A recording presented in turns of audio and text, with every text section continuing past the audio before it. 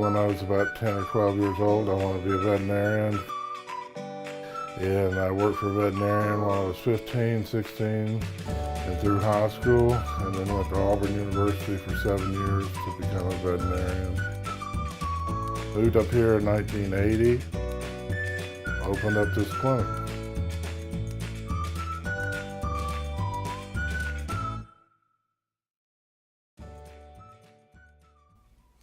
I want to speak today for a little bit about problems with the food or dangerous foods that might be a problem if you feed your pet or dog. One of the things I've noticed over a period of years, people will find stuff in the refrigerator that's gone bad, or meat that's turned green and things like that, and they say, for some reason, I don't understand why, they feel, well, if it's not safe for them to eat, they feel it's safe for the dog or cat to eat. So they'll put it out, and unfortunately the dog or cat think, well, if Dad's feeding it to me, it must be good, so they eat it. And then, unfortunately, your dog or cat can end up with food poisoning. It's a real common problem, probably one of the second or third most common things we see here.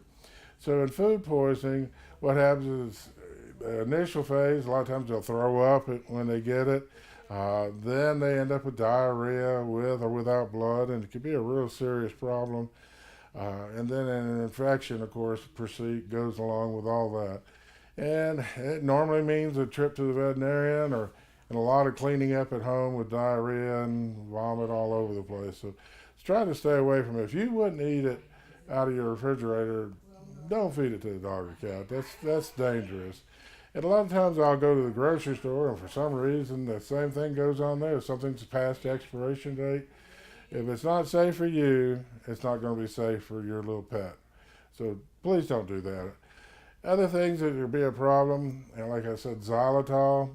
Xylitol is a gum most places it's in gum, but there's other areas that have sugar-free, and they're actually xylitol based. Xylitol is highly toxic to dogs, and so be sure not to feed it to your dog or cat. Other things that can be a problem are just simple things you wouldn't think about, but raisins sometimes. 1 or 2 raisins is okay, but half a pound of raisins is not going to be a problem. It could be a problem. Onions can be a problem. Chocolate can be a problem too. So now chocolate, we're talking roughly an ounce of chocolate per pound. So a 10-pound dog would have to eat, a couple candy bars.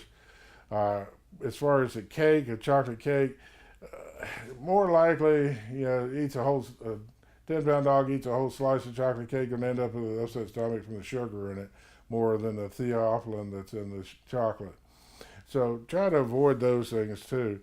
Try to stay away from treats that come in from overseas, because a lot of times those treats and foods are not inspected by our government like they should be.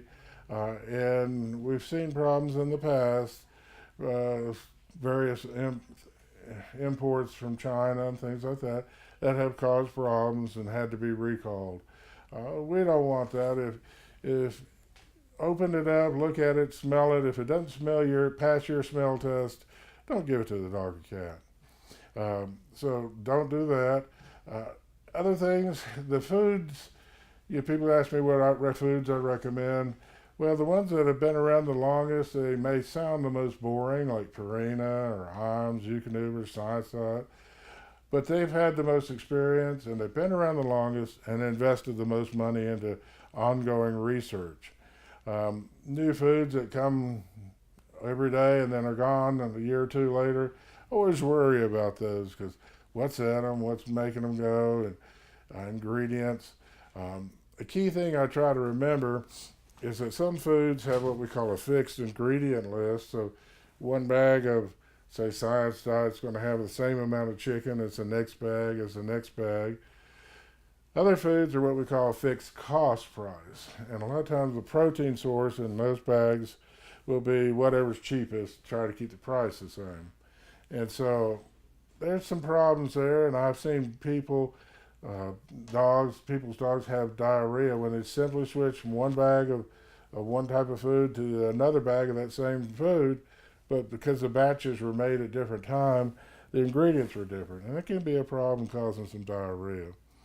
The number one thing is when you see a vomiting dog, we always think of some type of what we call food indiscretion.